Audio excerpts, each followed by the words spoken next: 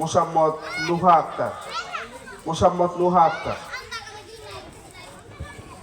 আসসালামু আলাইকুম ওয়া রাহমাতুল্লাহি ওয়া বারাকাতুহু।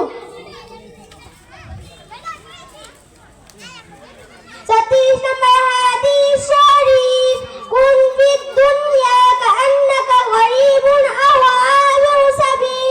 হাদিস শরীফের অর্থ, দুনিয়াতে এমনই ভাবে থাকো যেমন কোন মুসাফির বা পথিক থাকে।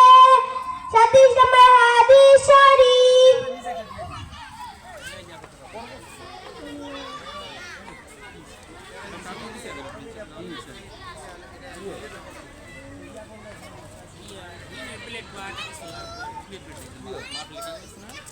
মাইক আলাদা এখানে একটা দিয়ে দিলেই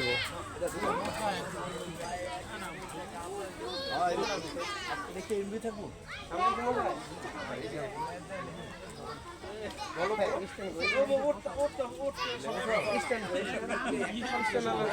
এক নম্বর হাদিস শরীফ, আখলিস দীনাকা ইয়াকফিকাল আমালুল কলিল। হাদিস শরীফের অর্থ, তোমার ঈমানকে খাঁটি করো, অল্প আমলেই নাজাতের জন্য যথেষ্ট হইবে। 2 নম্বর হাদিস শরীফ, খায়রুকুম মান তাআল্লামাল কুরআন ওয়া আল্লামা। হাদিস শরীফের অর্থ, তোমাদের মধ্যে সর্বোত্তম ওই ব্যক্তি যিনি কোরআন শিক্ষা করে এবং অপরকে শিক্ষা দেয়।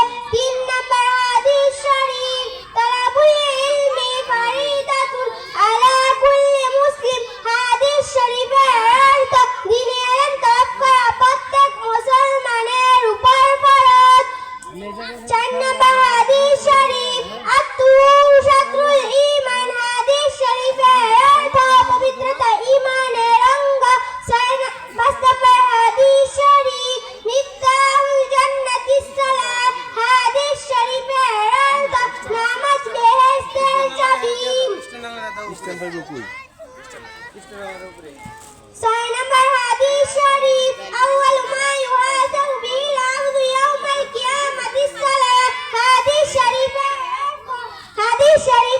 অর্থ, কিয়ামতের দিন সর্বপ্রথম নামাজের হিসাব হইবে।